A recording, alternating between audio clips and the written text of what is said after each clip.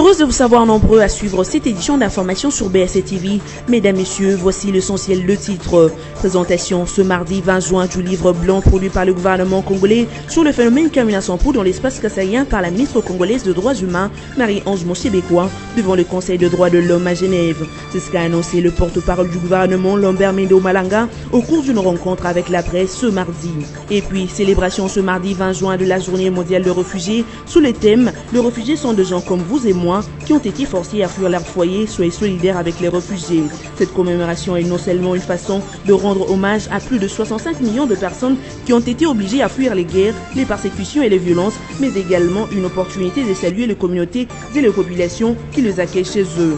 Et enfin, au Nigeria, les éléments armés de Boko Haram ont détourné 50 camions transportant de l'aide humanitaire sur les 100 convois destinés à soutenir les victimes détenues par ce dernier.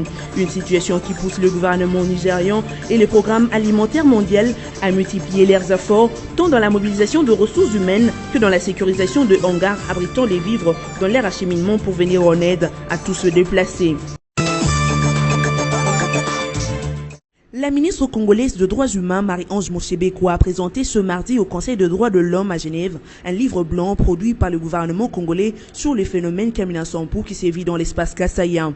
L'annonce de cette présentation a été faite à Kinshasa au cours d'une rencontre avec la presse par le porte-parole du gouvernement, Lambert Mendo Malanga, qui a aussi fait une brève présentation de cet ouvrage intitulé « Éléments d'information liés au phénomène Kamina Sampou ». Cette compilation qui va vous être distribuée à l'issue de ma communication en est à son premier tome. Il y en aura d'autres. C'est une synthèse des péripéties ayant conduit aux événements tragiques connus sous l'étiquette de phénomène Kamina Sampou. Un phénomène que d'aucuns ont voulu considérer comme une simple manifestation politique, jusqu'au terrible drame de l'assassinat dans des conditions particulièrement atroces de 2 experts des Nations Unies, dont l'un fut simplement décapité. Subdivisé en 9 chapitres, ce document balaye les différents aspects de ce phénomène, depuis la localisation du groupement rural de Kamina Sampou, dans le secteur de Dibataï, en territoire de Dibaya, dans la province du Kasaï central. L'identité et la situation administrative de l'individu qui lui a donné naissance, jusqu'aux remèdes politiques et institutionnels apportés par le gouvernement lorsque les choses se sont aggravées, en passant par les causes tant endogènes qu'exogènes, sans oublier le caractère terroriste du mode opératoire, ainsi que les conséquences tant humaines, économiques, que socio-culturel du dit phénomène. Le ministre de Communication et Médias a également fait savoir qu'en produisant cet ouvrage, le gouvernement a voulu jouer la transparence pour faire la lumière de ces tristes phénomènes dans le but d'établir la vérité et rendre justice aux victimes innocentes. Destiné à l'opinion nationale et internationale, ce livre blanc se donne pour objectif, d'une part, de rétablir la vérité sur les événements dramatiques qui ont endeuillé la République démocratique du Congo, et particulièrement les provinces du Kasaï central et du Kasaï, et d'autre part, de rendre justice à toutes les victimes de cette barbarie sans précédent dans cette partie de notre territoire national. Au-delà, il s'agit de réaffirmer à la fois la souveraineté de la République démocratique du Congo et la volonté de l'État congolais de poursuivre et de juger tous les acteurs, quels qu'ils soient, des crimes allégués en rapport avec ce phénomène à travers des enquêtes transparentes, impartiales et crédibles. Des enquêtes conduites par les instances judiciaires congolaises, avec la collaboration ou l'appui de toutes les bonnes volontés à l'intérieur du pays comme à l'étranger, y compris les Nations Unies, dont 2 enquêteurs ont, je le répète, trouvé la mort en faisant leur travail dans cette partie du pays. Revenant sur l'actualité autour de la situation au Kasaï et sur le droit de l'homme en général, Lambert Mende a rappelé que la RDC apprécie l'offre de la collaboration des Nations Unies, mais dans le strict respect de la justice congolaise et de la souveraineté de la RDC. Moïse Katumbi peut rentrer au pays quand il veut, mais doit se présenter devant un juge. Cette annonce a été faite lundi 19 juin à Genève, en Suisse, par Alexis Thambwe Mwamba, ministre RD congolais de la Justice et garde-sceaux. Le ministre a cependant expliqué que l'intervention de l'ONU, notamment le département des droits de l'homme, auprès de qui Katumbi a porté plainte contre le gouvernement congolais, ne changeait strictement rien à l'affaire qui l'oppose à la justice congolaise. La Constitution, en son article 151, interdit au gouvernement d'interférer dans les décisions de justice. Il interdit, la même Constitution interdit au Parlement de voter une loi qui aurait pour effet d'arrêter les poursuites engagées par la justice. Donc, il n'y a pas un problème, ce n'est pas le président Kabila, ce n'est pas le gouvernement qui l'empêche, mais quand il va rentrer, il devra se présenter devant la justice. Or, son avocat, que j'apprécie énormément parce que je me suis documenté sur lui étant moi-même avocat, il a un des meilleurs avocats du barreau français qui peut l'accompagner. Donc, quand il rentre au Congo, il se retrouve dans la situation qui était la sienne au moment où il est parti. C'est à lui, il va se représenter de nouveau devant l'officier du ministère public pour continuer l'enquête là où il l'avait laissé. Alexis Thambwe Mwamba a par ailleurs indiqué que ce qui pourrait éventuellement empêcher l'opposant Katumbi de se présenter à l'élection présidentielle, ce n'est pas le gouvernement congolais, moins encore ses ennuis judiciaires, mais plutôt la Constitution qui interdit à un candidat présidentiable de posséder une double nationalité. De son côté, Olivier Kamitatou estime que la question de la double nationalité évoquée par Alexis Thambwe Mwamba ouvre la boîte à Pandore qui risquerait d'embraser tout le pays. C'est donc une affaire à suivre.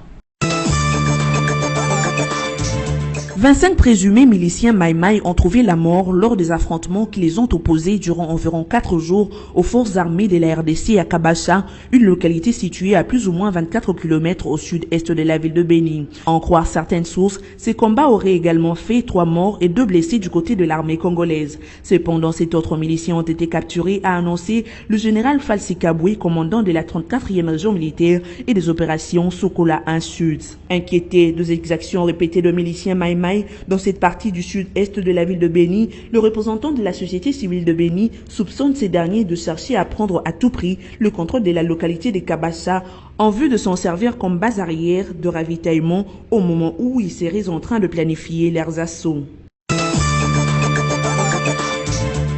Victime d'une injustice, Micheline Biye-Bongenge a brisé le silence au sujet de son remplacement au poste de questeur adjoint de la CENI. L'ex-4e personnalité de la CENI a tenu un point de presse ce lundi 19 juin 2017 pour fixer l'opinion tant nationale qu'internationale sur la décision prise par l'Assemblée nationale désignant Nadine Meshika en remplacement au poste qu'elle occupait à la CENI. Ce remplacement fait suite à la lettre signée par le secrétariat général du parti politique MLC demandant le remplacement de cette dernière étant une composante du groupe parlementaire MLC allié, alors que les dispositions légales en la matière, spécialement l'article 14 de la loi organique numéro 10/012 du 19 avril 2013, modifiant et complétant la loi 10/13 du 28 juillet 2010 portant organisation et fonctionnement de la Commission électorale nationale indépendante, énumère les conditions qui militent pour le départ d'un membre de la CENI, à savoir l'expiration du terme, la démission, l'empêchement définitif, les décis, l'incapacité permanente. C'est donc un acharnement que qualifie Micheline Biye. Cet acharnement ne commence pas d'aujourd'hui. Bel et bien avant même que je prête serment, 3 jours avant, Aubin Minaku a dû arbitrer entre moi, Monsieur Thomas Louaka qui était secrétaire général et Monsieur Babala qui s'acharnait pour que je ne puisse pas occuper cette place. Mais finalement, le chef de l'État va signer l'ordonnance et dès que j'ai pris place et possession de mes fonctions, il n'a pas arrêté. Donc, c'est donc d'une façon prématurée et que Monsieur Aubin Minaku s'est érigé lui-même à celui qui doit procéder au suivi des accords alors que ce n'est pas dans ses compétences et ça ne revient pas à l'Assemblée nationale. Étant donné que Micheline Billet ne se retrouve dans aucune de ces dispositions, il s'agit donc d'une violation de la loi, voire de la Constitution du 18 février 2017. Pour soutenir la démarche de ce remplacement qui va à l'encontre des lois du pays, Aubin Minaku a, outre la lettre le saisissant, fondé sa décision sur la mise en œuvre de l'accord du 31 décembre 2016 qui donne à la page 6, Point 1 et 2 au Conseil national de suivi de l'accord la mission de redynamiser la CENI et lui recommande des ajustements et des mesures à prendre. De ce fait, Micheline Billet pense que c'est le CNSA qui devrait en principe procéder à ces ajustements alors que cette institution est jusqu'ici inexistante. Étant dans un pays démocratique et un état de droit, ayant confiance au chef de l'État et en la Cour constitutionnelle, elle espère que justice sera faite.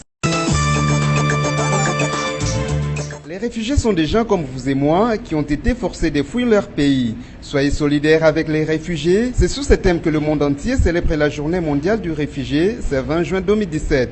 Au cours d'une cérémonie officielle organisée à l'occasion de cette commémoration dans la salle culturelle Bilembo, un rencontre aux représentantes régionales du Haut Commissariat pour les réfugiés en République démocratique du Congo a souligné l'importance de cette journée qui consiste à rendre hommage à plus de 65 millions de personnes qui ont été obligées de fuir les guerres, les persécutions et les violences, ce tout en saluant les communautés et populations du monde qui accueillent les réfugiés chez eux. Ce 20 juin, à l'occasion de la Journée mondiale du réfugié, nous rendons hommage à la résilience et au courage de plus de 65 millions de personnes qui ont été forcées à fuir les guerres, les persécutions et la violence. Mais ce jour est également l'occasion de saluer les communautés et les populations qui, dans le monde entier, accueillent parmi elles les réfugiés et les déplacés internes. Présent à cette cérémonie, Basile Olongo, vice-ministre de l'Intérieur, a évoqué l'hospitalité légendaire que caractérise la République démocratique du Congo, qui n'hésite point à ouvrir ses portes aux demandeurs d'asile. Le gouvernement congolais a toujours démontré cette hospitalité légendaire. Là où il y a des problèmes sérieux dans d'autres pays et surtout dans les pays européens, pour accueillir ceux qui sollicitent, ceux qui sont en détresse, chassés soit par des guerres ou autre chose, là où nous assistons à des morts, à des cas plus graves, des décès en cours de route, des femmes enceintes, la République démocratique du Congo garde toujours ses portes grandement ouvertes. Liant l'utile à l'agréable, le Haut Commissariat pour les réfugiés a programmé plusieurs activités, notamment le ballet, la déclamation des poésies, les sketchs et les chants, lesquels ont été exécutés par les réfugiés venus de divers horizons. C'est au cours d'une conférence de presse tenue ce mardi 20 juin 2017 que le pôle unique a annoncé le programme de lancement du festival du film européen en RDC, édition 2017 qui se tiendra du 23 juin au vendredi 2 juillet de cette année. Une sélection de plusieurs films pour lesquels certains ont été réalisés au Congo par des cinéastes congolais sera la une de l'affiche que le pôle unique, avec l'appui de l'Union européenne, met à la disposition du peuple congolais. Et ce pour que ce dernier suive des films de qualité avec de nombreux thèmes abordés grâce à cette programmation. Pour Bart Ovry, chef de la délégation de l'Union européenne, le festival est tenu en République démocratique du Congo pour illustrer l'amitié entre l'Europe et le Congo, laquelle va au-delà des relations institutionnelles en occasion des espaces d'échange et de partage. Et à lui d'ajouter que l'Europe est un continent à plusieurs facettes et que ce festival rassemble 9 pays européens en réunissant ainsi des esprits de multiples cultures. Avant de rajouter que le Congo est un pays fort et riche, mais que son développement ne passera pas seulement dans les bâtiments, mais aussi dans la culture. Il faut noter que le moment fort du festival sera sans aucun doute la première diffusion en RDC du film Félicité, tourné intégralement à Kinshasa. Les éléments armés de Boko Haram ont détourné 50 camions transportant de l'aide humanitaire sur le sang destiné à soutenir le victime détenu par ce dernier au Nigeria. Une information livrée par Yemi Osibanjo, vice-président nigérian, qui assure que le gouvernement va désormais veiller à la sécurisation de l'acheminement de cette aide humanitaire. Cette aide devrait assouvir aux besoins de près de 8,5 millions de personnes, essentiellement de familles qui ont quitté leur village après les violentes attaques perpétrées par les éléments de Boko Haram. Suite à ce déplacement, cette zone du nord du Nigeria où se sont réfugiés les déplacés est menacée par la famine et une instabilité conséquente. Une situation qui pousse le gouvernement nigérian de promettre une fourniture de 35 000 tonnes de nourriture pour couvrir le besoin de ces déplacés. Une initiative encouragée par le Programme alimentaire mondial qui entend mobiliser à son tour plus de ressources humaines pour cette période tendue. C'est ainsi que pour rendre cette action efficace, près de 1300 soldats et 656 policiers seront désormais mobilisés pour surveiller les hangars abritant le stock de vivres dans les États du Borno, de l'Adamawa et des Yobe. Deux arbitres centraux de la Ligue nationale de football, l'INAFOOT, ont été radiés par la Fédération congolaise de football, association FECOFA, le lundi 19 juin 2017. Il s'agit de Claude Kamoulete, arbitre central de la rencontre des SMP Don Bosco du 7 juin, et de Breman Ngbanguku, arbitre central de la rencontre V-Club Bukavu Dawa du 14 juin 2017. D'après Emmanuel Kandé, porte-parole de la FECOFA, il est reproché à ces deux arbitres d'avoir commis des fautes techniques intentionnelles graves d'arbitrage lors de ces deux rencontres. A entre autres points inscrits à l'ordre du jour, examiner l'aspect concernant l'arbitrage au cours de la phase des playoffs du championnat de la Ligue nationale de football saison 2016-2017. Ayant passé en revue la situation de l'arbitrage des matchs de la division 1 dans son ensemble, et en particulier ceux de la phase retour des playoffs, notamment les matchs numéro 28, Drinkle Motema Pembe contre 16 Don Bosco du 7 juin 2017. Match numéro 39, ASV Club contre OC Bukavu Dawa du 14 juin 2017. Après avoir entendu le comité de gestion de la LINAFOOT et sa commission des arbitres, il s'est dégagé que de fautes techniques intentionnelles graves d'arbitrage ont été commises par des officiels des matchs susmentionnés. En conséquence, le comité exécutif, conformément aux dispositions des articles 2 et 52 des statuts de la Fédération congolaise de football association, décide ce qui suit. 1. Sont interdits de toute activité liée au football les personnes dont le nom sont repris que dessous. Monsieur Claude Kamouleta, arbitre central du match numéro 28, Drinkle Motema Pembe contre Don Bosco. Monsieur Ngbanguku Bremer, arbitre central du match numéro 39. Le rapporteur de la FECOFA a également tenu à signaler que la FECOFA a décidé que seuls les arbitres internationaux seront désignés comme arbitres centraux pour officier le reste du play-off. En cas de force majeure, la LINAFOOT pourra recourir à ces autres arbitres qui ont encore une bonne cotation au niveau de la FECOFA. À présent, place au rappel de titre. Présentation ce mardi 20 juin du livre blanc produit par le gouvernement congolais sur le phénomène Kamina Sampo dans l'espace kassaïen par la ministre congolaise de droits humains Marie-Ange Monsébécois devant le Conseil de droits de l'homme à Genève. C'est ce qu'a annoncé le porte-parole du gouvernement Lambert Mendo Malanga au cours d'une rencontre avec la presse ce mardi. Et puis, célébration ce mardi 20 juin de la journée mondiale des réfugiés sous le thème « Les réfugiés sont des gens comme vous et moi qui ont été forcés à fuir leur foyer, soyez solidaires avec les réfugiés ». Cette commémoration est non seulement une façon de rendre hommage à plus de 65 millions de personnes qui ont été obligées à fuir les guerres, les persécutions et les violences, mais également une opportunité de saluer les communautés et les populations qui les accueillent chez eux. Et enfin, au Nigeria, les éléments armés de Boko Haram ont détourné 50 camions transportant de l'aide humanitaire sur les 100 convois destinés à soutenir les victimes détenues par ce dernier. Une situation qui pousse le gouvernement nigérian et le Programme alimentaire mondial à multiplier leurs efforts, tant dans la mobilisation de ressources humaines que dans la sécurisation de hangars abritant les vivres dans leur acheminement pour venir en aide à tous ceux déplacés. C'en est fini pour cette session d'information. Bonne suite de programme sur BSC TV, votre chaîne.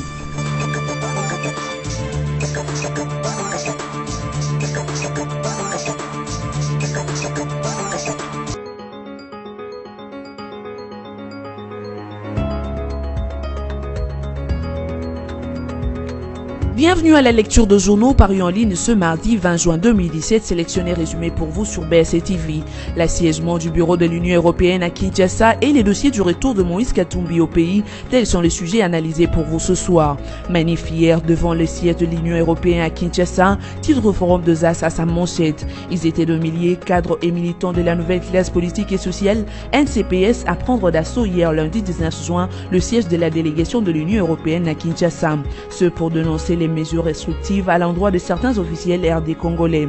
Non à l'impérialisme, non au néocolonialisme, la RDC n'est pas une province de l'Europe, pouvait-on lire sur les banderoles déployées par les militants de la NCPS devant le siège de l'Union européenne sur le boulevard du 30 juin. Dans une colère non contenue, le manifestant dénonçait par ces sanctions ciblées une tentative de déstabilisation de la RDC par le 27. En sanctionnant des officiels congolais, l'Union européenne s'est substituée à la justice congolaise. Les choses ne doivent pas évoluer en ce sens, c'est inacceptable, oui à la coopération mais non à la colonisation, a déclaré après avoir déposé un mémo à l'ambassadeur de l'Union européenne en RDC, Aaron Mbukwila, secrétaire général du Parti travailliste. La NCPS insiste sur le respect des principes qui régissent le droit international, particulièrement la non-ingérence qui découle de la souveraineté des États. Le débat engagé par les parlements européens le jeudi 15 juin dernier foule aux pieds, selon la plateforme chère à Steve Mikaï, ce principe et ne peut être justifié par aucune disposition légale. Pour la NCPS, en consacrant toute une plénière à la politique intérieure de la RDC, le Parlement européen a fait montre d'un comportement néocolonialiste inacceptable. Toujours dans cette approche, poursuivons avec la prospérité online qui renchérit en titrant « De rapage des députés européens sur la politique interne RDC, la NCPS assiège le bureau de l'Union européenne à Kinshasa ». La consort rapporte qu'ils étaient plus de 500 camarades à assiéger la représentation diplomatique de l'Union européenne à Kinshasa sur les boulevards du 30 juin. Les membres de la nouvelle classe politique et sociale ont exprimé son ménagement, leur ras-le-bol sur ce qu'ils qualifient d'ingérence de l'Union européenne dans les affaires internes de la République démocratique du Congo. Sans deux tours, la NCPS, dans son mémo, a dénoncé le plan de l'Europe qui embellit souvent ses déclarations par respect des droits de l'homme et de la démocratie, alors que les pétroles, les diamants, l'or, le coltan, le bois et autres matières sont à la base de leur ingérence intempestive dans la politique intérieure de pays africains. Cette stratégie n'est rendue possible que grâce à quelques compatriotes égarés prêts à vendre leur pays contre le soutien de puissances étrangères qui leur promettent de leur placer au pouvoir en lieu et place de notre peuple. Ceux mêmes compatriotes mettent souvent de propos dans la bouche de vos députés qui franchissent le Rubicon en engageant les débats publics sur la RDC comme si cette dernière était leur province d'outre-mer, lit-on dans le mémorandum, et de renchérir, aller jusqu'à déclarer publiquement que vous devez trouver les successeurs du président Kabila voudrait dire que la souveraineté du peuple congolais est détenue par l'Union européenne. Bouclons cette revue de presse avec le site d'information actualité.cd qui écrit à sa une Kamitatou en évoquant la question de la nationalité de Katumbi. Tamboué ouvre la boîte à Pandore qui risque d'embraser le pays. Le porte-parole de Moïse Katumbi a accordé ce lundi 19 juin 2017 une interview à actualité.cd en réaction aux propos du ministre Tamboué Mamba de la Justice au cours d'une conférence de presse à Genève en Suisse. Olivier Kamitatou juge ridicule la démarche menée par le garde de Sceaux pour tenter de convaincre le comité de droits de l'homme des Nations Unies que la justice congolaise est indépendante. Au sujet de la double nationalité des Katumbi, les présidents de l'ARC dit que Tamboué Mwamba ouvre la boîte à Pandore qui risque d'embraser le pays. Quant à la candidature de Moïse Katumbi à la présidence de la République, comme à ses habitudes, M. Tamboué Mwamba, foulant au pied la Constitution, annonce déjà le rejet de cette candidature à la place de la CENI et donne de manière à peine voilée instruction au PGR d'y veiller. Où le ministre de la Justice est un vulgaire menteur, c'est que je ne crois pas du tout, ou il ne connaît pas son droit. De toute façon, dans le deux cas où le ministre de la Justice est un vulgaire menteur, c'est que je ne crois pas du tout, ou il ne connaît pas son droit. De toute façon, dans le deux cas, il n'a fait que confirmer la détermination de Joseph Kabila d'écarter Moïse Katumbi de la course à la présidence en instrumentalisant la justice et la CENI. Il en tirera devant l'histoire toute la responsabilité. Cette revue de presse est terminée. Merci de votre fidèle attention à la rédaction de BSC TV.